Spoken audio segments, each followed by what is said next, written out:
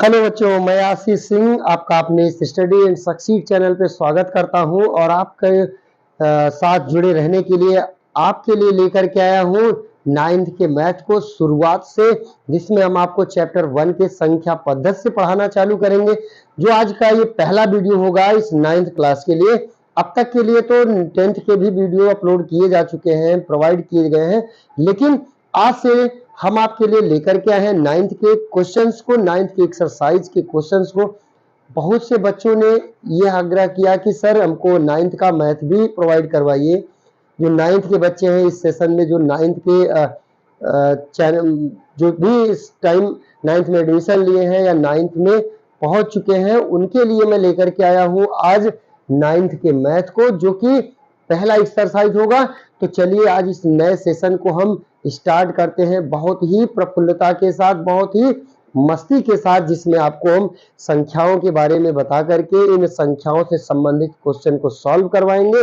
लेकिन इस सेशन को स्टार्ट करने से पहले जो चैनल पे नए हैं वो चैनल को सब्सक्राइब कर लेंगे, लाइक करेंगे, बेल आइकन जरूर प्रेस करेंगे, जिससे उनको वीडियो का नोटिफिकेशन सबसे पहले मिलता रहे। तो चलिए आज के इस सेशन को हम स्टार्ट करते हैं, जिनमें आपको एक्सरसाइज 1A के क्वेश्चंस को लेकर के आए हैं।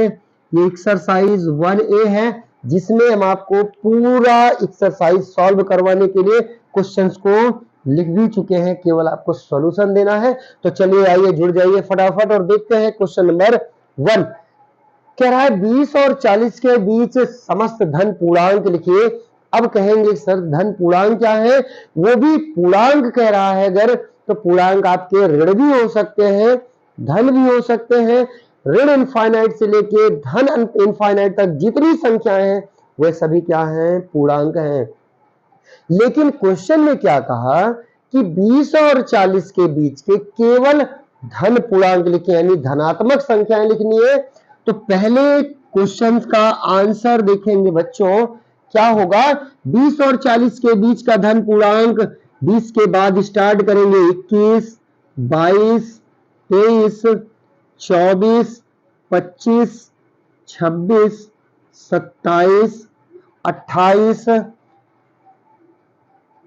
29, 30, 31, 32, 33, 34, 35। एक चीज ध्यान नहीं दिए, अच्छा ठीक है, केवल धन पूर्णांक का है, ठीक है। 35 हो गया, 36, 37, 38 और 39, ये हो गए 20 से 40 के बीच के समस्त धन पूर्णांक। अब आएंगे क्वेश्चन नंबर 2 पर। क्वेश्चन नंबर 2 देखो बच्चों क्या कहा है। क्वेश्चन नंबर 2 कह रहा है कि 1 से 10 तक की अभाज्य धन पूर्णांक लिखने हैं, यानी धन संख्याएं होंगी और वो भी कैसी होंगी? अभाज्य संख्या। अब अभाज्य संख्या किसको कहते हैं? जो संख्याएं 1 से और स्वयं से विभाजित हो, 1 से और स्वयं से विभाजित हो, वह संख्याएं अभाज्य संख्याएं कहलाती हैं। तो इसमें क्या आ जाएगा? यह आ जाएगा 2, 3, 5 और 7। ये 1 से 10 तक की अभाज्य पूर्णांक हो गए। क्वेश्चन नंबर 3 पे आएंगे। 3 नंबर क्वेश्चन का आंसर कह रहा है कि 2a + 1 का क्रमानुयायी पूर्णांक। अच्छा देखो कि 2a + 1 का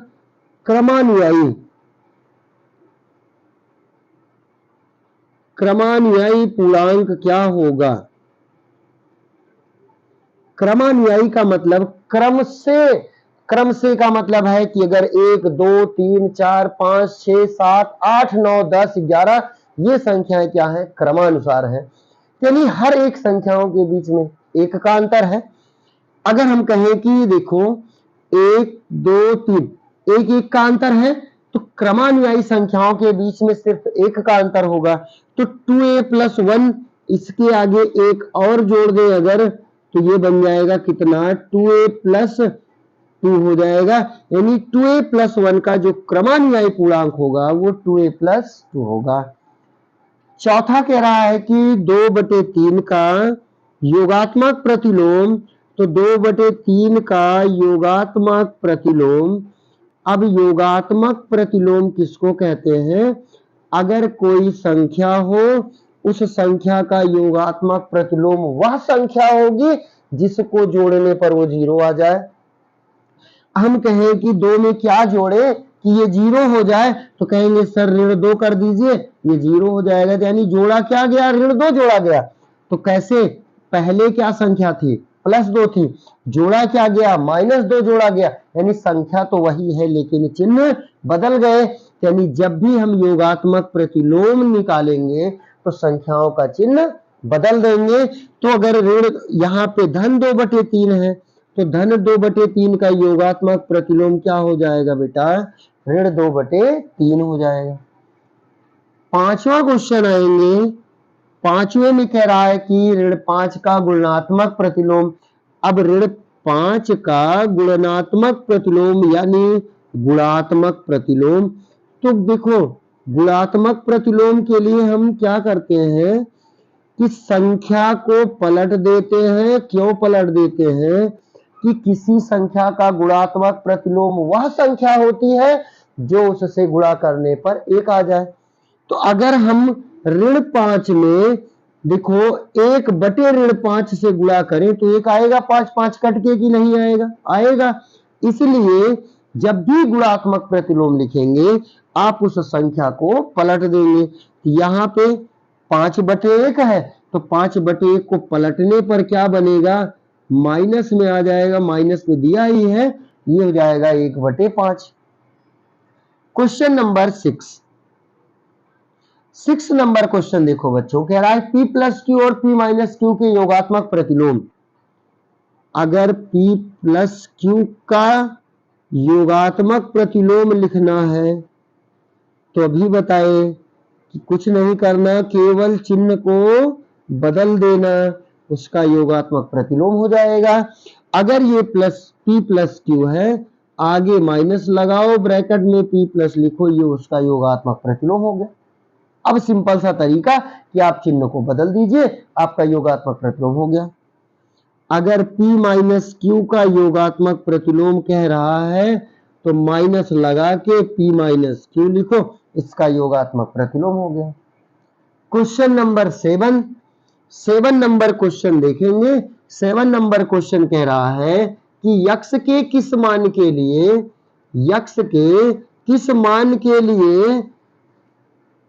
5 × 3 × 2 बराबर है 5 × 3 × यक्ष। तो पहले तो देखो क्या लिखा कि 5 गुणे ब्रैकेट में 3 × 2 है और बराबर 5 × 3 है और गुणे में है यक्ष, यही है। तो पहले तो हम ब्रैकेट को गुणा करते हैं, तो 3 दूना 6 और इधर 5 तिया 15 गुणे यक्ष, और इन दोनों का गुणा क्या होगा, 6 पंचे 30 और ये होगा 15 गुणे यक्ष। या यक्ष बराबर निकालेंगे, 15 को लाके बटा बनाएंगे, 15 दूना 30, यक्ष का मान क्या आ जाएगा, 2 आ जाएगा। क्वेश्चन नंबर 8 पर आएंगे। 8 नंबर क्वेश्चन कह रहा है कि पूर्णांकों में कौन सी संख्या स्वयं की योज्य प्रतिलोम होती है। तो केवल एक संख्या है और वो क्या है, 0 है। 0 ही अपने खुद का योगात्मक प्रतिलोम होती है। क्वेश्चन नंबर 9 बच्चों, 9 नंबर कह रहा है यदि a एक समधन पूर्णांक है, यदि a एक समधन पूर्णांक है तो बताओ कि a-1 a+1 सम है अथवा विषम है। अभी हम इसको चेक करेंगे कि बोलो क्या है, सम है कि विषम। कह रहा है चूंकि a क्या है, सम संख्या है, पहले ही बोला है कि समधन पूर्णांक है, यानी a सम संख्या है, तो a का मान तो हम सम संख्या में कुछ भी रखें, 2 रखें, 4 रखें, 6 रखें, 8 रखें, 10 कुछ भी रखो। अगर हम 2 रखें तो 2 माइनस में 1 और यहाँ बनेगा 2 धन 1, 2 में से 1 घटेगा 1, 2 और 1 होगा 3, गुणा करेंगे तो 3, तो 3 बताओ बच्चा क्या है, विषम है। अगर इसका गुणनफल विषम आया है इसलिए a-1 a+1 क्या है, विषम पूर्णांक है। क्या है, विषम पूर्णांक है। अगला क्वेश्चन, क्वेश्चन नंबर 10 देखेंगे। 10 नंबर कह रहा है कि संख्या रेखा पर 5 और 7 का योगफल दिखाइए। तो संख्या रेखा पर अगर 5 और 7 का योगफल दिखाना है तो पहले तो हम संख्या रेखा बनाएंगे। संख्या रेखा पर कहते हैं कि बाईं तरफ होता है ऋणात्मक, दाहिनी तरफ होता है धनात्मक। तो हमको ऋण वाली संख्या नहीं लिखनी, यहाँ 0, फिर 1 आएगा, 2 आएगा, 3, 4, 5, 6, 7, 8, 9, 10, 11, 12, 13। इधर छोटा है तो इसको थोड़ा सा बड़ा लिख देते हैं। अब देखो कैसे जोड़ेंगे। पहला अंक क्या है, 5 है, तो हम यहां से कहां तक लेके चलेंगे, 5 तक ऐसे दिखा दिए। फिर कह रहा है ये तो 5 हो गया, और फिर कह रहा है अगला 7 इसी में जोड़ना है, इसके आगे 7 और गिनो, 1, 2, 3, 4, 5, 6 और 7, 12 पे आ गया 7। इसको यहां से उठाए और लाके इसको 12 पे मिलाए, ये हो गया 7। देखो यहाँ पे दोनों जुड़े कि नहीं जुड़े, जुड़े ना, इसका मतलब यहाँ पे हम लगा लें प्लस।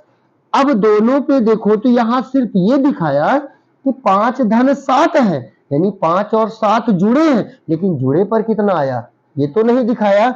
इसको दिखाने के लिए इसको यहां से उठाएंगे, पूरा लाके मिला देंगे, तो ये हो जाएगा 5 धन 7 बराबर 12 के। अगला क्वेश्चन, क्वेश्चन नंबर है 11, इसका स्क्रीनशॉट ले लेंगे बच्चों। अब आएंगे क्वेश्चन नंबर 11 पे। 11 नंबर क्वेश्चन कह रहा है कि निम्नलिखित कथनों में से कौन से कथन सत्य हैं, कौन से असत्य। तो हम आपको ऐसे ही बताते हैं। 11 का ए देखो, कह रहा है कि दो धन अभाज्य पूर्णांकों का गुणन सदैव अभाज्य होता है। अभी हम डायरेक्ट कह देंगे सत्य असत्य, तो आप वही टिक करेंगे सत्य असत्य। कैसे होगा ये भी हम आपको बताते हैं कि दो धन अभाज्य पूर्णांक, अगर हम एक अभाज्य पूर्णांक ले लें 2 और दूसरा ले लें 3 अभाज्य है। अब दोनों का गुणा करके देखें तो क्या है 6। अब बताओ 6 क्या, इसमें कहा कि सदैव अभाज्य होता है, तो पता चला कि यहाँ तो भाज्य आ गया, 6 भाज्य संख्या है, अभाज्य तो नहीं है। वहां कहा कि बताओ क्या अभाज्य है, इसलिए नहीं है, तो क्या लिखेंगे असत्य है। यानी दो अभाज्य संख्याओं का गुणनफल सदैव अभाज्य संख्या नहीं होगी। दो धन अभाज्य पूर्णांकों का योग, एक हम लेते हैं 2, दूसरा लेते हैं 3, तो बराबर 5, ये तो अभाज्य है। और भी चेक करें क्या वो सदैव अभाज्य होगा कि किसी संख्याओं के लिए होगा। अब हम देखते हैं कि एक ले लेते हैं 5, एक ले लेते हैं 7, और जब जोड़े तो पता चला क्या आया 12, 12 हो गया क्या अभाज्य। तो दो अभाज्य संख्याओं का जो योगफल होगा वो अभाज्य तो होगा, लेकिन सदैव नहीं होगा, क्योंकि सदैव तो अभाज्य नहीं आ रहा ना, भाज्य भी आ जा रहा है। और यहाँ पे सदैव बोला है यानी हमेशा के लिए बोला है, तो हमेशा तो नहीं आएगा, इसलिए दूसरा भी क्या हो जाएगा असत्य। तीसरा देखो, कह रहा है यदि ए व बी दो ऋण पूर्णांक हैं तो ए धन बी सदैव ऋण पूर्णांक होगा। अगर हम ए बराबर मान लें कि ऋण 2 है, बी बराबर मान लें ऋण 3 है, और दोनों को जोड़े तो ऋण 2 को जोड़ना है और ऋण 3 को जोड़ना है। तो जब देखो चिन्ह समान होते हैं तो संख्याओं को जोड़ा जाता है, और चिन्ह असमान हो तो घटाया जाता है। तो यहाँ पे देखेंगे कि दोनों चिन्ह समान है, दोनों ऋण ऋण में है यानी माइनस माइनस में है, इसलिए जुड़ेगा। तो 3 2 क्या आएगा 5। बड़ी गिनती के सामने जो चिन्ह होगा वो लगा लिया जाएगा। अब बताओ ऋण में आया कि धन में आया, तो कहेंगे सर ऋण में आया। तो यहाँ पे यही बोला है कि सदैव ऋण पूर्णांक होगा, तो ऋण पूर्णांक ही होगा, इसलिए ये सत्य है। यानी पहला दूसरा असत्य है लेकिन तीसरा सत्य है। जो भी क्वेश्चन सॉल्व हो रहे हैं इनके आप स्क्रीनशॉट लेते रहेंगे, जिससे आपको नोट्स बनाने में कोई प्रॉब्लम ना हो। तो चलिए क्वेश्चन नंबर 12 पे आ जाते हैं। 12 नंबर कह रहा है कि यदि a एक समधन पूर्णांक, a एक धन पूर्णांक है।